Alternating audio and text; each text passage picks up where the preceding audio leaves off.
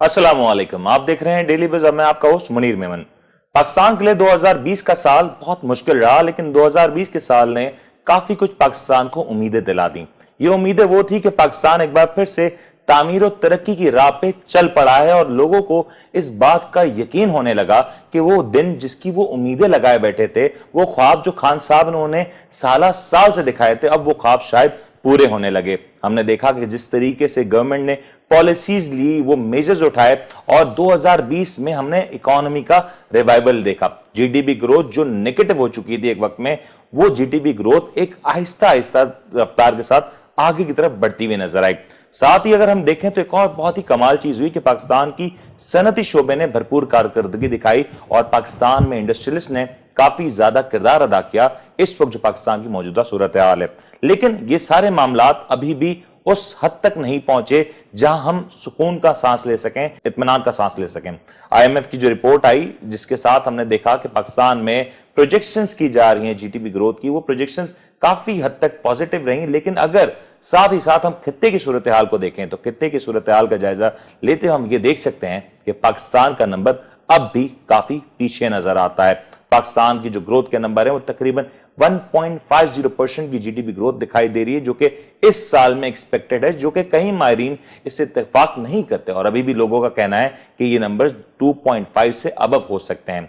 साथ साथ अगर हम दूसरी जानिब देखें तो जिस तरीके से ये ग्राफ मूव करता हुआ दिखाई दे रहा है, तो वो ममालिक जहां पे कोविड-19 भरपूर तौर पे बेकाबू नजर आया, जिसकी मिसाल हम दें इंडिया, चाइना, इस तरह के ममालिक, खासतौर पर स्पेन और टर्की की अगर हम बात करें तो उनकी ग्रोथ के रेट्स हैं, जो रेशोज हैं, वो भी काफी हद तक पॉजिटिव नजर आते हैं। इसी सारे मामले के ऊपर बात करने के लिए और इंडस्ट्री के जो मामला हैं, उसके जो इश्यूज हैं, उनको एड्रेस करने के लिए आज हमारे साथ मौजूद हैं साइट एसोसिएशन ऑफ इंडस्ट्रीज के प्रेसिडेंट जनाब अब्दुल हादी साहब। अब्दुल हादी साहब, welcome to the show. Thank you जी। हादी साहब, हमने देखा कि जिस तरीके से मुश्किल वक्त था 2020 का, उसमें इंडस्ट्री काफी बेहतर परफॉर्म कर रही थी, लेकिन अभी भी हम देख रहे हैं कि इंडस्ट्री की जो परफॉर्मेंस है वो अपने मैक्सिमम पे नहीं है। शायद अगर हम टेक्सटाइल सेक्टर की बात करें, जो एक्सपेक्ट की जा रही थी परफॉर्मेंस वो हुई, लेकिन इसके बाद कॉटन की शॉर्टेज हुई, जिसने पूरी इंडस्ट्री को एक ब्रेक लगा दिया। तो इस पर क्या आपका कमेंट होगा? मुनीर साहब, सबसे पहले तो बहुत बहुत शुक्रिया अपने प्रोग्राम में इनवाइट करने के लिए।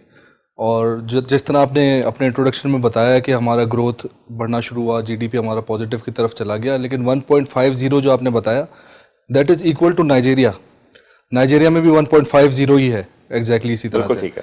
और अगर अब हम पाकिस्तान का ये स्टैंडर्ड हो गया कि हम नाइजीरिया के बराबर अपना ग्रोथ रेट देख के खुश हों और उसको अप्रिशिएट करें, तो I don't think that is a wise decision. हमें तो टारगेट करना चाहिए, जो हमसे काफ़ी मुल्क आगे हैं उनको लेके चलें और अपनी पॉलिसीज़ को इस हिसाब से डिज़ाइन करना चाहिए कि हम उनको कैच कर सकें। बट अनफॉर्चुनेटली जिस तरह से अभी हम चल रहे हैं और जो हमारी पॉलिसीज़ हैं, even it be short term policy, medium term और लॉन्ग टर्म पॉलिसी, वो किसी भी तरीके से अपने बिजनेस सर्वाइवल के लिए और बिजनेस ग्रोथ के लिए मुझे सूटेबल नज़र नहीं आती। उसमें सबसे बड़ा फैक्टर हमारा यूटिलिटी का है। आपने पिछले दिनों देखा होगा, एक all of a sudden announcement आया मिनिस्ट्री की तरफ से, एक प्रेस कॉन्फ्रेंस हुई जिसमें नदीम बाबर साहब और उमर अयूब साहब और अपना असद उमर साहब बैठे थे और उन्होंने संडे वाले दिन एक प्रेस कॉन्फ्रेंस की और उसमें without any ground working, without taking stakeholders on board, उन्होंने एक अनाउंसमेंट कर दिया कि 1 फरवरी 2021 से जनरल इंडस्ट्री की गैस कट डाउन कर दी जाएगी। क्यों कर दी जाएगी? उन्होंने वजह नहीं बताई। मैं आपको सब बताता हूँ अभी डिटेल। और 1 मार्च 2021 से एक्सपोर्टर्स की गैस कट डाउन कर दी जाएगी। वो प्रेस कॉन्फ्रेंस में सिर्फ उन्होंने इस चीज़ का हवाला दिया और कोई डिटेल्स नहीं डिस्क्लोज की, ना हमसे डिस्कस किया। आपके पास डिटेल नहीं हुआ। उसके बाद हमारे पास हैं कुछ डिटेल्स, वो मैं आपको बताता हूँ, लेकिन उसके बाद जो उसका इम्पैक्ट आया ना, वो मैं आपको बताऊँ। आई एम ऑल्सो एक्सपोर्टर, मैं अपना होम टेक्सटाइल एक्सपोर्ट करता हूँ यूरोपियन कंट्रीज़ में। मेरी अपनी कंपनी में और मुतादिद और एक्सपोर्टर्स के पास कस्टमर्स की ईमेल्स आई कि आपके यहाँ तो हमें पता ये लगा कि 1 मार्च ऑनवर्ड्स गैस की सप्लाई बंद कर दी जाएगी, तो आप अपनी शिपमेंट्स किस तरह करेंगे जो ऑर्डर्स आपने हमसे लिए हैं। और जो पाइपलाइन में ऑर्डर्स थे, जो डिस्कशंस चल रही थी, वो उन्होंने बिल्कुल होल्ड पे रख दिया आज की डेट तक। अब देखें, टेक्सटाइल हमारे पूरे इकोनॉमी में बहुत मेजर रोल प्ले करता है। आज अगर आप करंट फिगर्स भी उठाएं तो पाकिस्तान की टोटल एक्सपोर्ट्स का 52% कंट्रीब्यूशन टेक्सटाइल का है। बिल्कुल सही है। तो अगर आपकी 52% कंट्रीब्यूट करने वाली इंडस्ट्री के कस्टमर का इस तरह का फीडबैक आएगा, तो आप किस तरह से सर्वाइव कर सकते हैं और किस तरह से ग्रो कर सकते हैं। लेकिन हादी साहब, मैं एक बात ये जान कि टेक्सटाइल सेक्टर यकीनी तौर पे भरपूर कंट्रीब्यूट करता है, बल्कि ना सिर्फ इंडस्ट्री को, एग्रीकल्चर इंडस्ट्री को भरपूर सपोर्ट दे रहा होता है। साथ साथ जिस तरीके की जो गैस शॉर्टेजेस के हवाले से शिकायतें आई, सर्दियों का महीने थे, शिकायतें आने मंजूर था। लेकिन अब हम देख रहे हैं कि वेदर कंपैरेटिवली बेहतर था, लेकिन इस सूरत हाल में जब हम ऑलरेडी देख रहे हैं कि कॉटन की शॉर्टेज थी, दूसरे चैलेंजेस भरपूर थे और दुनिया भर में एक पाकिस्तान नजर आने लगा था। Exactly. उस वक्त इस तरह का स्टेटमेंट इंडस्ट्री के लिए कितना डैमेजिंग रहा? 100% डैमेजिंग है। मैं आपको बता रहा हूँ ना, एक तो हमारे इमेज, जो एक पॉजिटिव इमेज जाना शुरू हुआ था फॉरेन कंट्रीज में, वो उस इमेज पे बहुत बड़ा डेंट पड़ा। और दूसरा, हमारी ग्रोथ को आपको बताऊं 100% ब्रेक लग जाएगा इस तरह के इवेंट के बाद। रीजन बीइंग कि कस्टमर का जब तक कॉन्फिडेंस हमारे ऊपर नहीं होगा ना, पहले ही हमारे ऊपर कॉन्फिडेंस नहीं था। अगर हम 2012-13 से लेके चलें तो लॉ एंड ऑर्डर की वजह से कस्टमर्स नहीं आते थे। फिर लॉ एंड ऑर्डर बेहतर हुआ तो हमारे पास यूटिलिटी और इंफ्रास्ट्रक्चर के बहुत ज़्यादा इशूज़ थे। अब जो हमारे पास ब्लेसिंग इन डिस्गाइज हुआ वो कोरोना था। इसमें गवर्नमेंट की कोई बहुत ज़्यादा काविशें नहीं थी जो हमारे पास ऑर्डर्स आए। कोरोना ने, आपको पता है, हमारे जो कॉम्पिटिटिव कंट्रीज थे, बांग्लादेश, इंडिया और चाइना, वहाँ पे बहुत ज़्यादा नुकसान पहुंचाया। कंपैरेटिवली पाकिस्तान के हालात बेहतर रहे।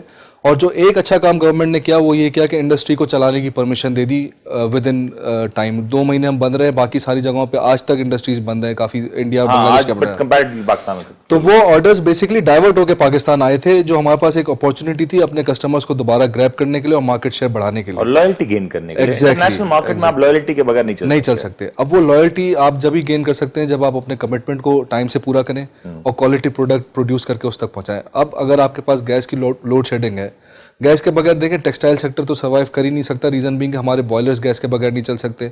और जब गैस प्रेशर में फ्लक्चुएशन होता है तो हमारी क्वालिटी बहुत ज़्यादा डिस्टर्ब हो जाती है, बहुत ज़्यादा ख़राब होती है, रिजेक्शन परसेंटेजेस बढ़ जाती हैं, जो एंड ऑफ द डे हमारी कॉस्ट में जारी बात है इनकर करनी पड़ती है और हम कॉम्पिटिटिव नहीं रहते। आपने कॉस्ट का जिक्र किया तो रिसेंटली हम देख रहे हैं जो प्राइसेस में बड़ा इंक्रीज होता नजर आ रहा है, खासतौर पर जब एक्सपेक्टेशंस थी कि इंडस्ट्री के लिए बहुत सी मराद दी जाएंगी, वहीं पे जिस तरीके से जो पावर टैरिफ में इजाफा हो रहा है, ये आप लोग के लिए कितना चैलेंजिंग होने जा रहा है? क्योंकि in the international market price is everything. जिस प्राइस पे आप देंगे वो प्राइस यकीनी तौर पे दूसरे कंट्रीज से कम होनी चाहिए।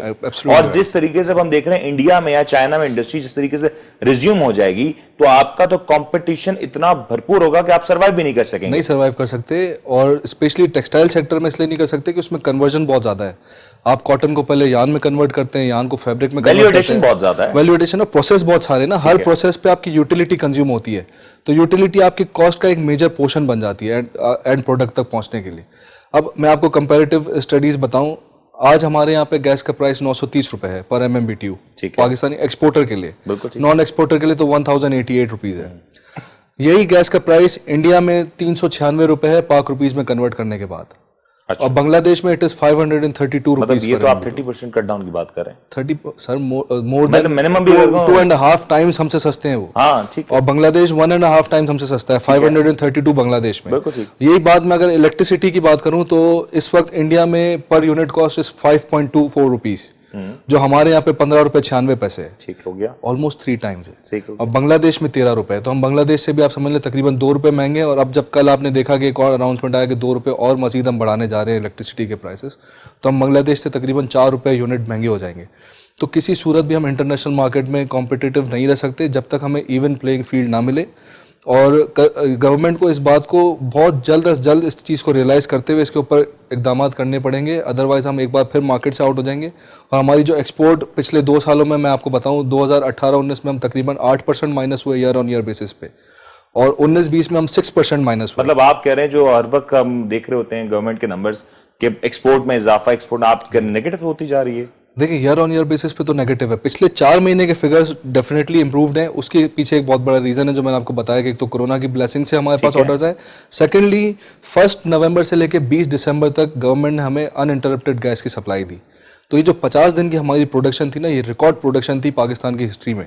अगर आप पिछले 10 साल से कंपेयर कर लें तो 10 साल के मुकाबले में ये 50 दिन जो हमें गैस की प्रोडक्शन मिली है, सप्लाई मिली है अनइंटरप्टेड, उसमें हमने अपनी रिकॉर्ड प्रोडक्शंस बढ़ाई हैं। उसका सबसे बड़ा रीज़न क्या था कि पहले ही हमें संडे भी बंद रखते थे, इन्होंने संडे अलाउ किया तो तकरीबन 13% प्रोडक्शन तो आपकी संडे ऑपरेशनल होने से बढ़ गई। और बाकी दिनों में भी 50 दिन तक हमें गैस के प्रेशर्स बहुत बेहतर मिले। लेकिन इसके अलावा जो आपके पास ये जनवरी फरवरी के फिगर्स आएंगे, इसमें आप देखेंगे वापस हम डिक्लाइन की तरफ जाना स्टार्ट हो जाएंगे। रीजन बीइंग कि हमारी प्रोडक्शन एक दफ़ा फिर बहुत बुरे तरीके से सफ़र कर रही है और हम अपने टारगेट्स मीट नहीं कर पा रहे। टारगेट मीट नहीं हो पा रहे। और जिस तरीके था अब्दुल हादी साहब हमसे फरमा रहे हैं कि चैलेंजेस बढ़ते जा रहे हैं, ये वो टाइम था जब मार्केट में कैपिटलाइज किया जा सकता है, इंटरनेशनल मार्केट में पाकिस्तान की एक छाप छोड़ी जा सकती है, तो वहीं पे अगर गवर्नमेंट थोड़ा सा संजीदगी से इस पे काम ले तो ये बात यकीनी है कि आने वाले दिनों में पाकिस्तान में इंडस्ट्रियल रेवोल्यूशन के हवाले से काम किया जा सकता है। एक ब्रेक लेते हैं क्योंकि ब्रेक के बाद बहुत से सनसनीखेज इंकशाफात होने जा रहे हैं, इस पर बात करेंगे।